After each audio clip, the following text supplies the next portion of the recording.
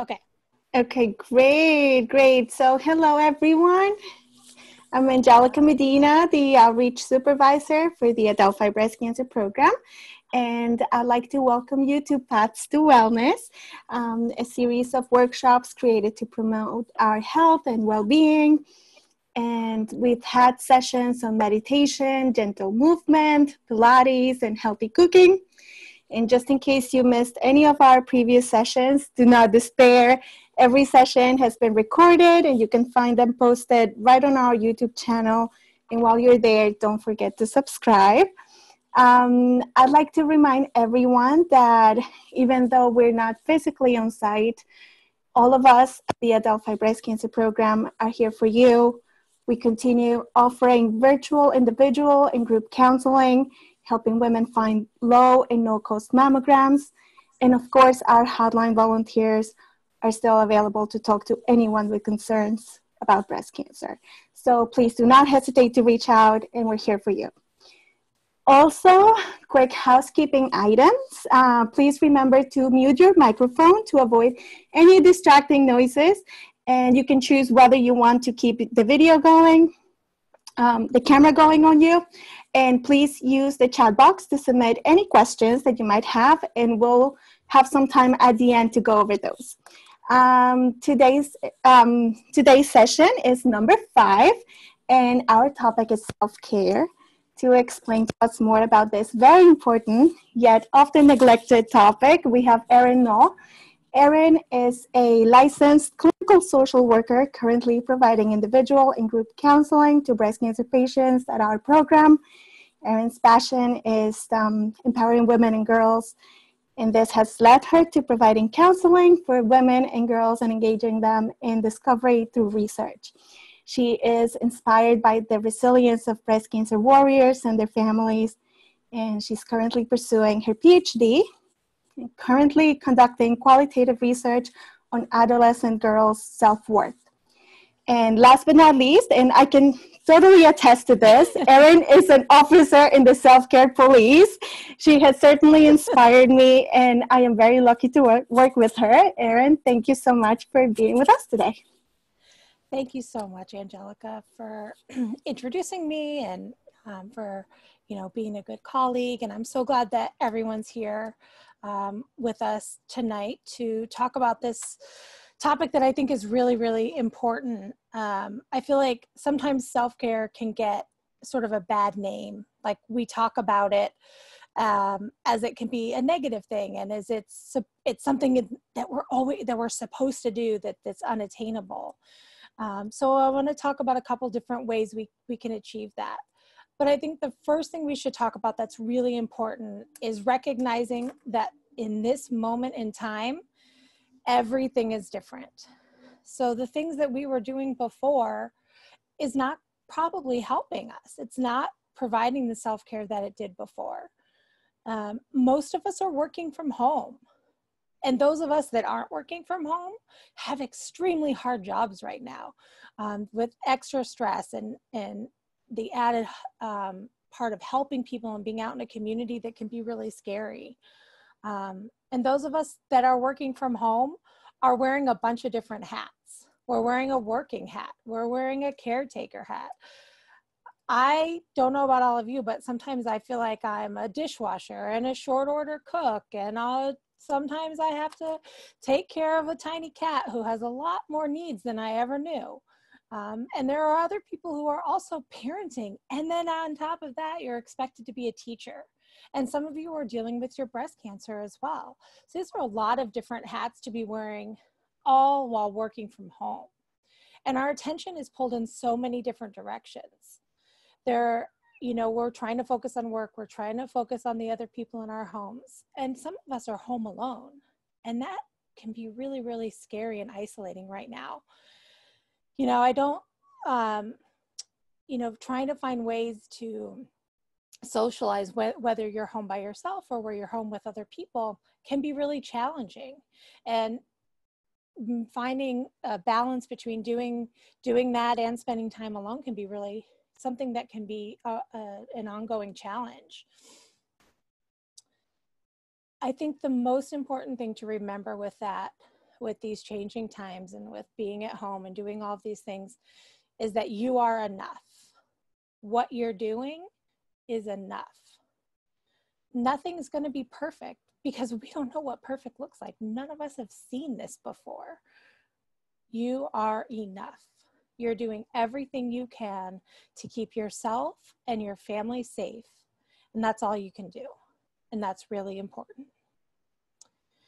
So when talking about self-care, whether it's self-care at home or self-care out back in whatever the real world looks like after all of this, one thing that we can do is set boundaries.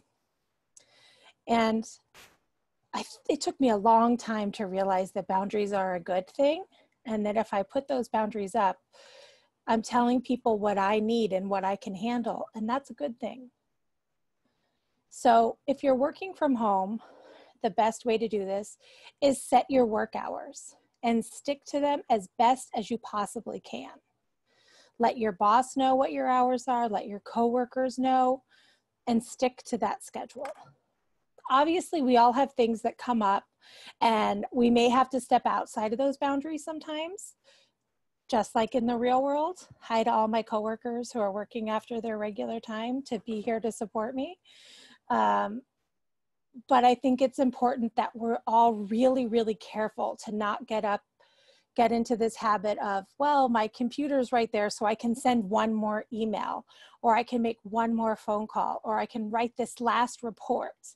And then you turn around and you've worked an 18-hour day. That's not good for you, and that's not good for your family, and that's not good for anybody. You're not doing your best work. You're not being your best partner.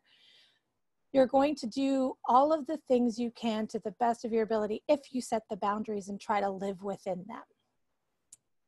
And it's especially tricky because all of our hats are in the same arena. Like, we can be working and be like, well, I could just empty the dishwasher really quick.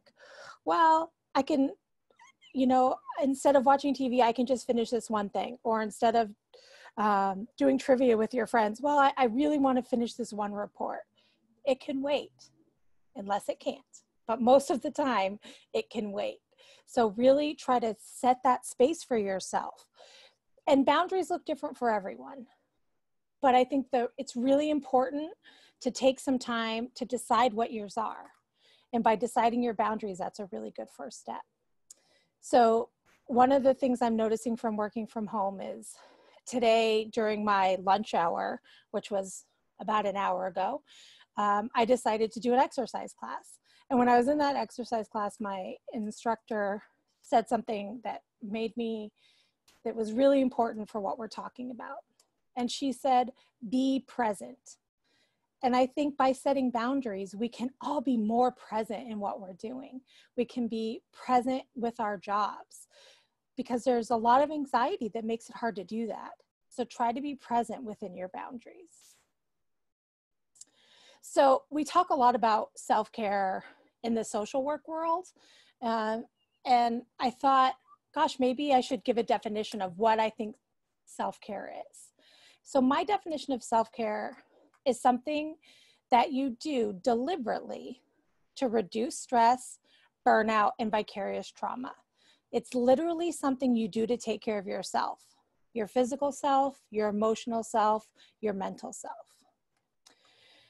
I decided to leave vicarious trauma, which is a social work word, in this definition that I would normally give to social work students, because I think vicarious trauma is something we're all experiencing right now. Vicarious trauma happens when you're hearing and seeing a lot of traumatic experiences, and they take over your thoughts and feelings. This happens a lot with doctors, and it happens with journalists, and it certainly happens with social workers. But I think a lot of us are experiencing vicarious trauma because of the really scary things we're seeing on the news. And so that makes self-care even more important for all of us, because if we take care of ourselves and step out of what we're seeing and recognize that it can be traumatic to hear about other people's experiences, we can understand the really important need for taking care of ourselves. So I think there's two kinds of self-care. There's perfect world self-care and accessible self-care. Perfect world self-care is the self-care that is what we say we're going to do. Whenever I work with my MSW or BSW students, I always ask them, what do you do for self-care? Like in our very first meeting. And they always say, I go for 10-mile runs. I clean the kitchen. All these things that no one's actually doing for self-care. Well, maybe a few people are, but it's very rare. And we know that those things work really well when we make time for them, but we don't always make time for them. One of my favorite self-cares is traveling. That is not happening right now, and I don't know when it's going to happen. So that perfect world self-care is not going to work for me. Accessible self-care is the type of self-care we actually do when we need it. So when you're feeling run down, when you're feeling stressed out, what do? Do you vent to your best friend or your partner? Do you eat junk food or the brownies that you made that maybe you shouldn't have made? Do you binge watch your favorite television show for the 27th time? Adriana, I'm looking at you and the Gilmore Girls. Do you take a 5-minute walk or walk away from a situation? And self-care is different for everyone. And it might look different every day. For me, self-care today was actually doing an exercise class. Yesterday, that was not my self-care. Yesterday, it was making brownies and doing what I needed to do to just sort of be in myself and relax. So what we know is we're not in a perfect world. It's not even close to what it was before. So perfect world self-care may be even more impossible than it was before. Or maybe you have more time, so you can work out more, or you can actually meditate or clean. So really thinking about what your accessible self-care looks like. When we were all on campus, I used to go swimming for self-care. I am not doing that anymore because I'm not near where the pool lives. And frankly, I wouldn't want to go swimming right now because I would be a little bit freaked out. So I have to come up with other things. So what is accessible now are workout videos for me. And there's so many places that are doing video workouts. So I can't go swimming, but there are other things that I can do. And like I said before, all of a sudden I'm a baker. Who knew? That was not something that I did before. I don't know why during times of crisis, I feel like I need to bake and I need to support my family by giving baked goods. There's 2 of us. We don't need that many baked goods, but I'm doing it all the same. So let's do a quick self-care assessment.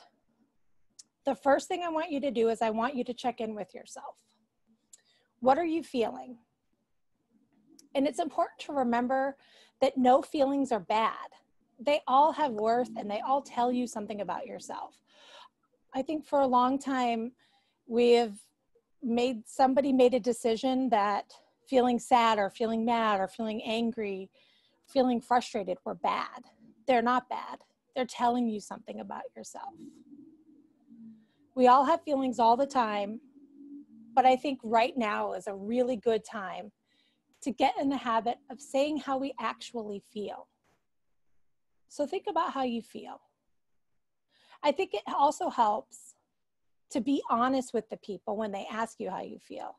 When your people say to you, how are you feeling? We all have a canned answer. I'm fine. We're all healthy. We all have jobs. We're all okay, which is true. But we might also feel overwhelmed. So when someone asks how I am, I try to say, I feel really overwhelmed by what's going on. I'm grateful, but I also feel overwhelmed. So this feeling that you identified, is it a new feeling for you? I know for myself, this kind of anxiety was not something I experienced regularly. So it's a little bit new, and it might be new for you too.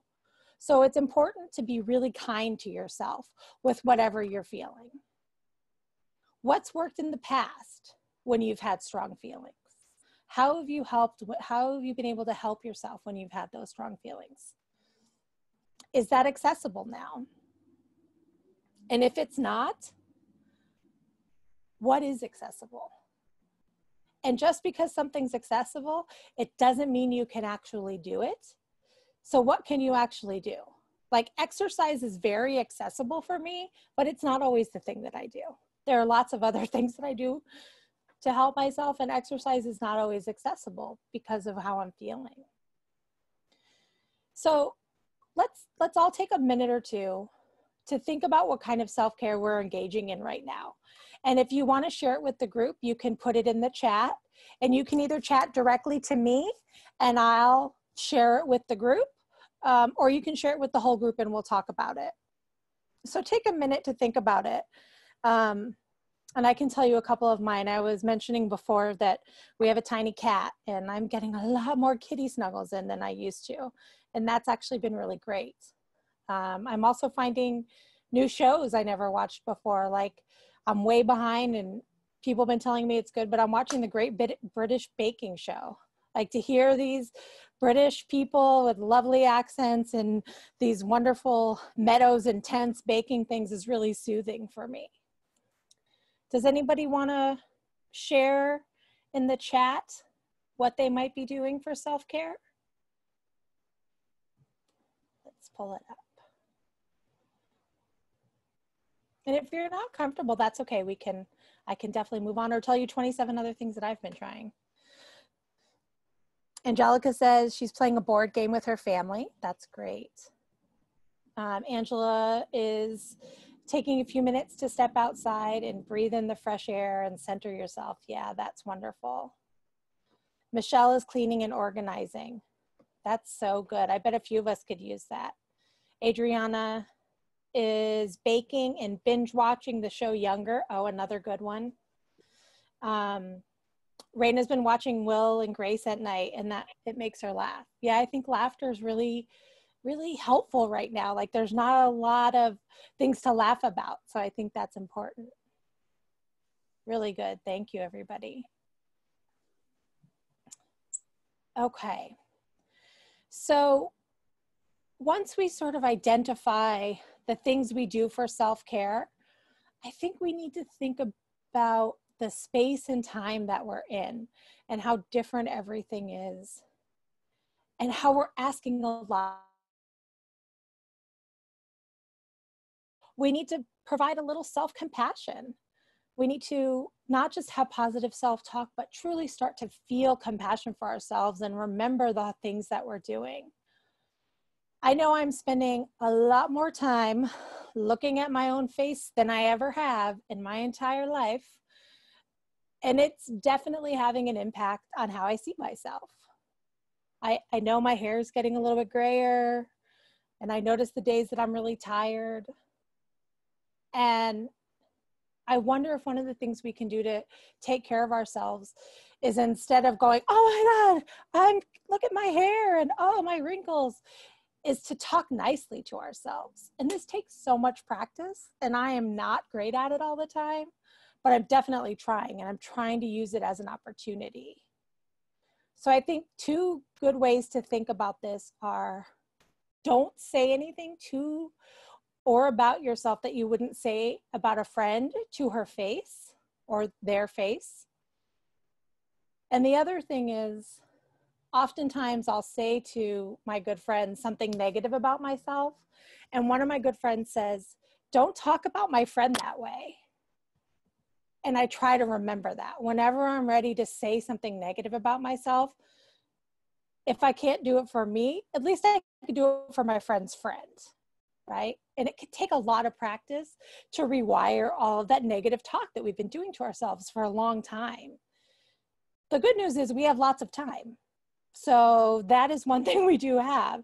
So we can maybe spend a little bit of that time trying to rewire what's going on. Another good practice that's really hard is, when we see those negative things, reframe them. Like, sometimes I see my wrinkles up here, and instead of going, oh Lord, I'm getting old, I think, boy, I must have laughed a lot.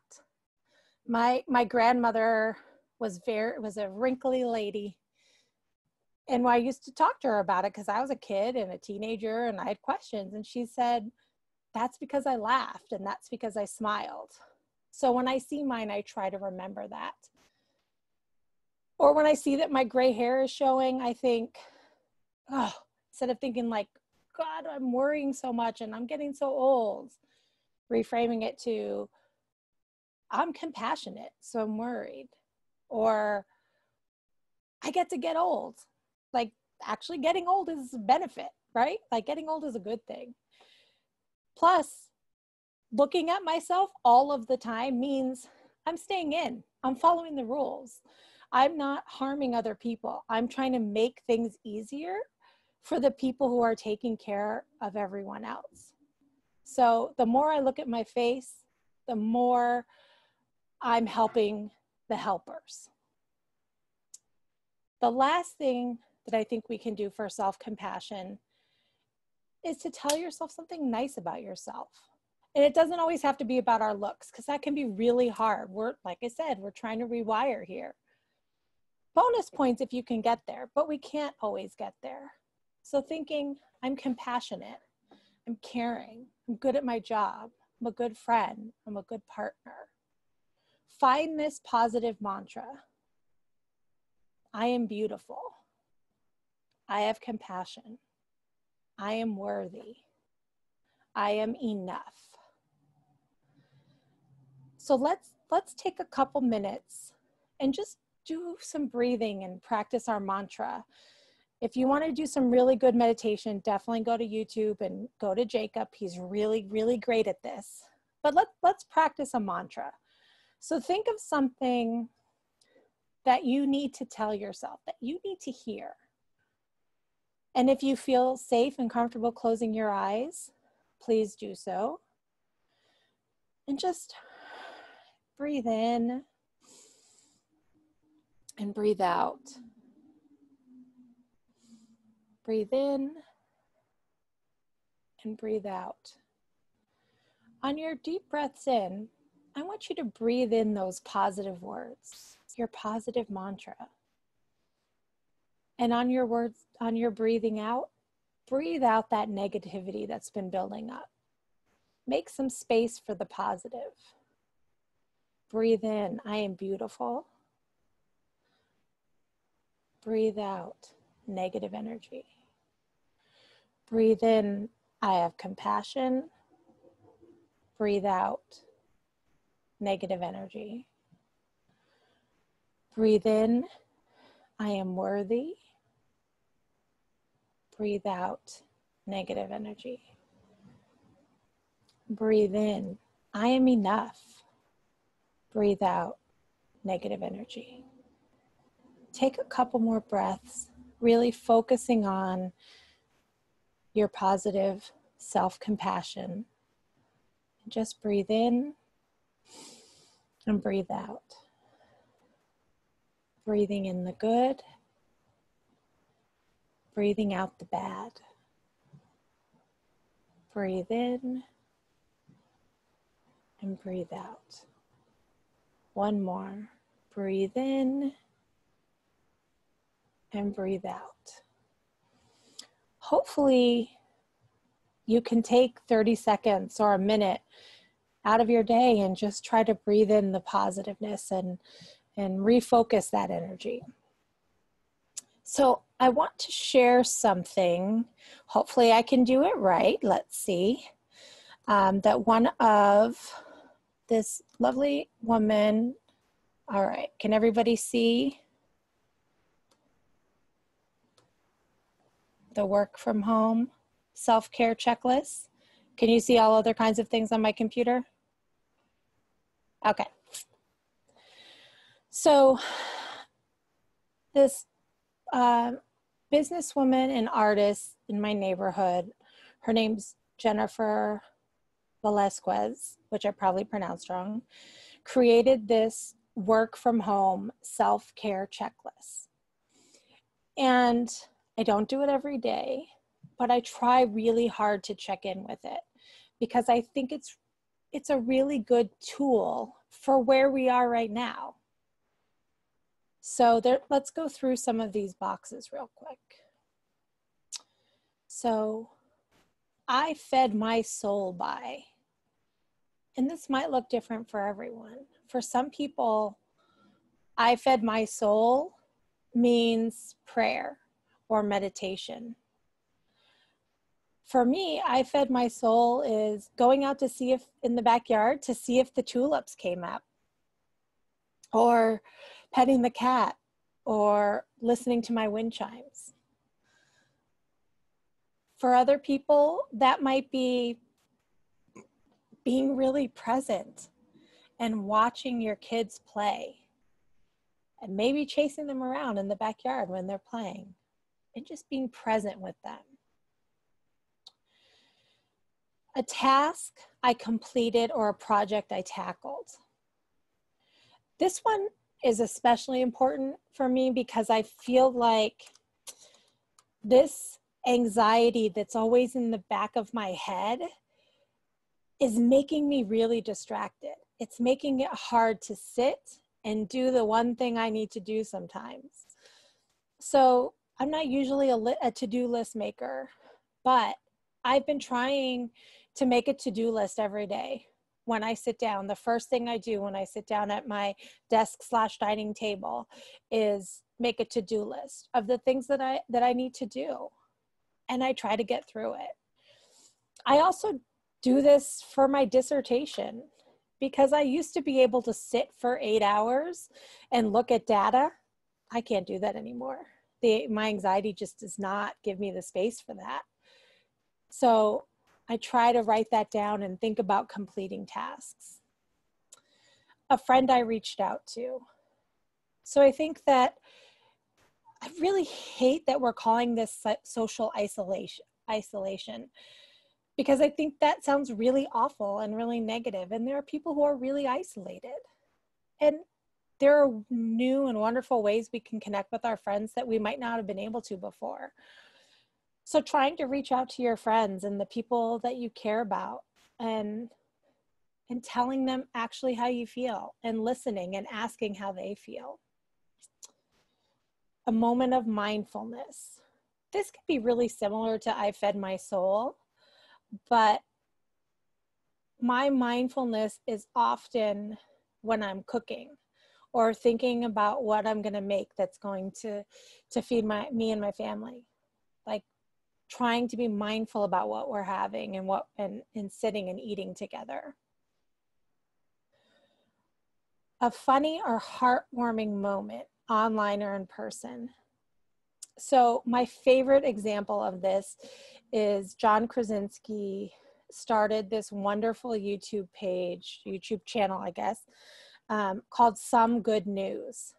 And he's doing good news every day. He held a prom for seniors who didn't get to go to prom.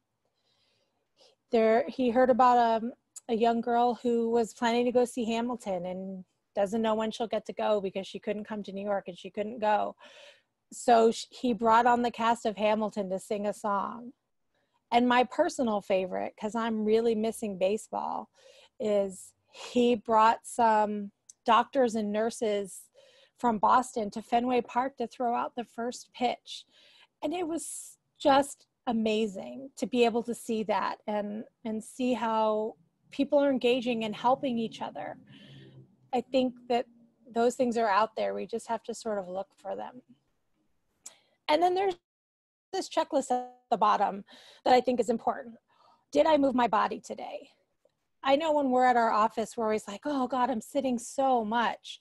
But I think I'm sitting way more at home because the bathroom is closer at home. I'm not getting up to go to the bathroom very far. I'm not doing it that often. I really walk like 3 feet and there it is. I live in a small apartment. So I'm not always moving my body as much. I have to be deliberate about that. Did I feel the sun on my face and get some fresh air? Mother Nature's been super helpful in helping us stay inside here in New York. So there's not always sunshine to go outside. But when there is, step outside. See what's going on out there. Take a deep breath. You know, oftentimes I know in the city at 7 o'clock, people are going out and cheering for the healthcare workers. Take that time to do that. I know almost all of us in our office went outside today to try to find the Blue Angels flyover. Try to get some fresh air. Did I put something healthy in my body? And I think this can be tricky right now because we can't always get the things that we normally would. So just making a conscious effort of, okay, did I eat a vegetable today? And trying to do so. You know, maybe it's not what it used to look like, but really taking the time to think about that. And if anybody wants me to share this, we can send it tomorrow to people when they fill out the evaluation, because I just really, really love this and think it's helpful. So we'll have some time for questions in just a second here, but I want us to sort of remember the best things we can do for self-care right now, and that's setting your boundaries and remembering that you're enough and that you're doing everything you can to take care of yourself and your family. Trying to take some time to understand your feelings and understand that whatever you're feeling is completely normal and it's going to be different every day. And our self-care is going to be different every day. So do something every day that makes you feel good and takes care of you. Does anybody have any questions?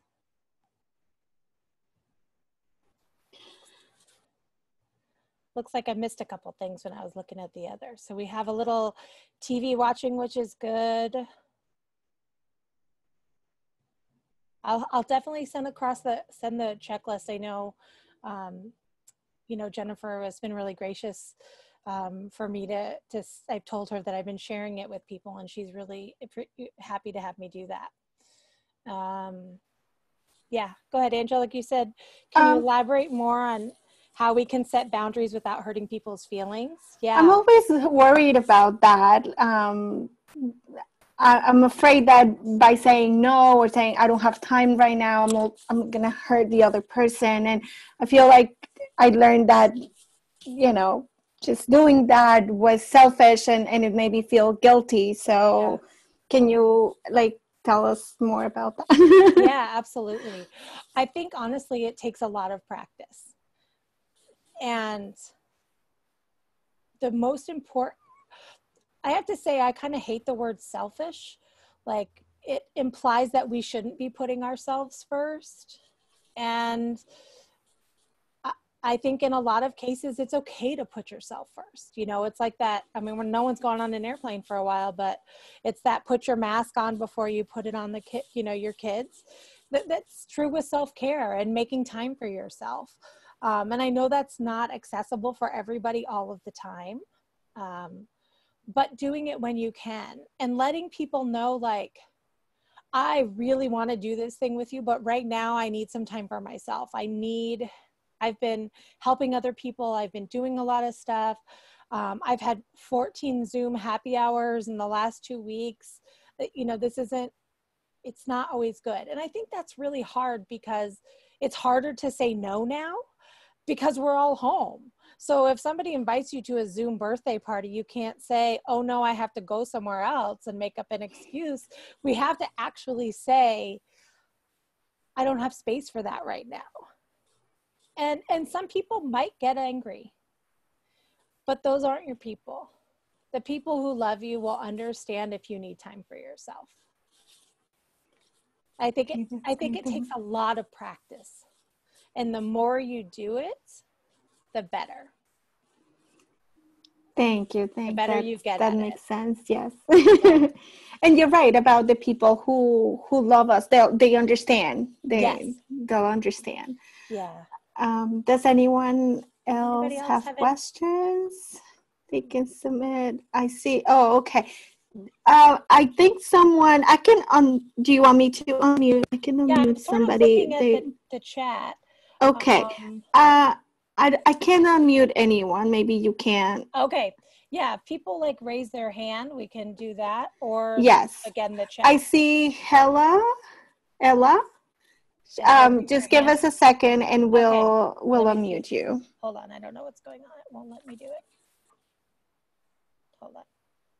Sorry. I have clicked something and it won't let me unclick. Hold on. Oh, goodness. Let me see if I can do it. Oh, there.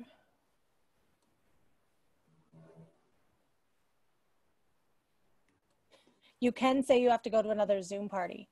I don't know what's going on. Somehow I We clicked. can. Hala, it might be easiest for you to, hold on, maybe if I, Like type it in the chat. yeah, it won't let me, here. Now I think I can. Okay. Nope. Hala, it won't let me unmute you. So you can either unmute yourself or type it in the chat. Yeah, I can't control anything.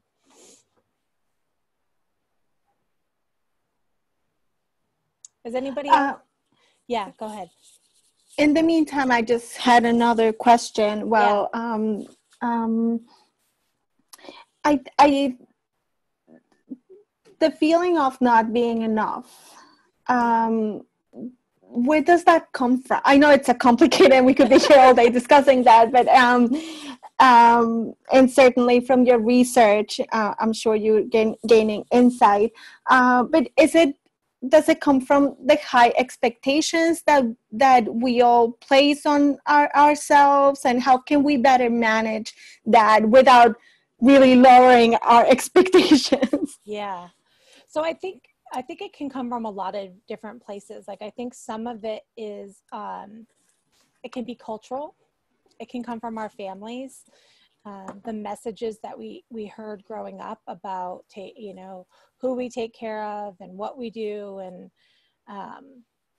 you know, having to always give 110% and that kind of thing are such inspiring and amazing messages, but they're also unachievable. Like 110% isn't actually a thing.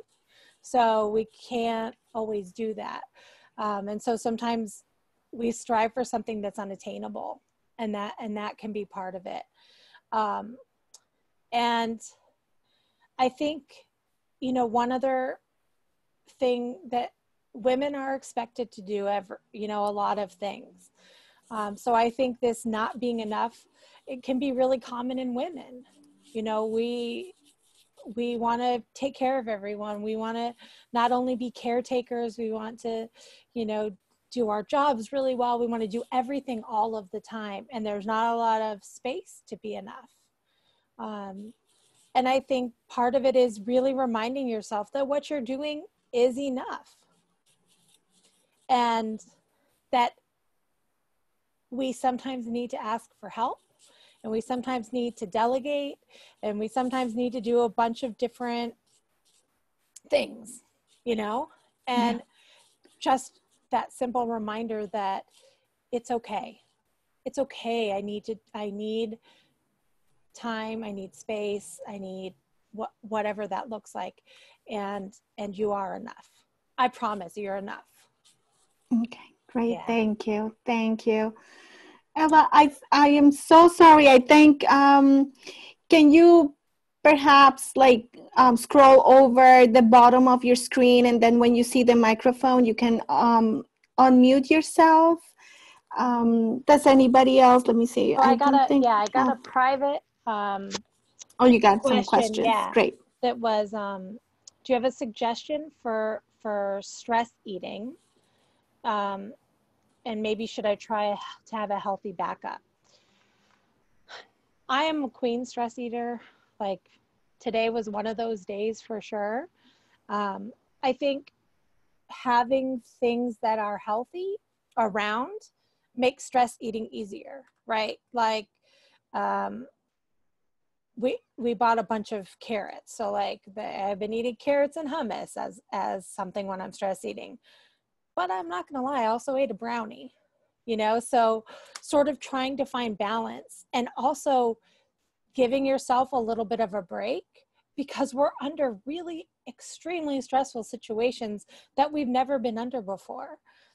And collectively as humans, we're experiencing this really difficult thing. And so if we all gain a little bit of weight, we gain a little bit of weight. Like that'll probably be okay. And just it goes back to that self-compassion, being kind to yourself and saying, today wasn't a great day. And my self-care was stress eating, but tomorrow I'm going to try to do something different, and trying to do that. I think the other thing that I like to think about too is like reframing it. Stress eating can be something that we go to, but when I'm doing that, I reframe like, I'm also fortunate that I'm food secure. And so I can get what I need to not only make myself healthy and do what I need to do, but also when I need to eat a brownie, I'm food secure and I can do that. And so trying to sort of remind myself of my privilege in doing that. So it looks like Michelle's trying to help with the unmuting. Yeah, I apologize. Normally I can do that. I don't know why I don't have the power right now. I guess Zoom is getting more and more strict with their security. Yeah, exactly. Exactly. Okay. Are you getting any other questions? I don't think there's any other questions here. Okay. But Erin, if people have more questions, where can they reach you or talk to you directly? Certainly. So my email is on the Adelphi Breast Cancer website, and that's probably the easiest way to get me right now. If you leave me a voicemail, I can do that too.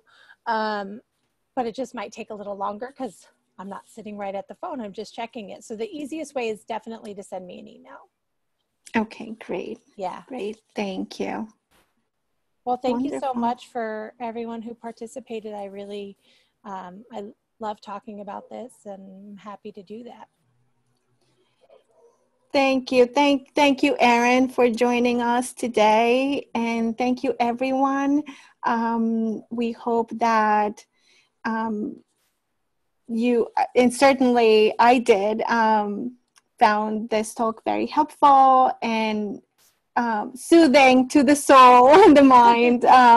So thank you very much. I certainly learned a lot. Thank you. And we're sorry. Please reach out to Erin so that she can answer your questions. Again, we, all of us at the Adelphi Breast Cancer Program are still here. We continue to offer our services, so please reach out to us. And again, thank you, and enjoy the beautiful day. Thank you. Thank you so much. Bye, everybody. Bye.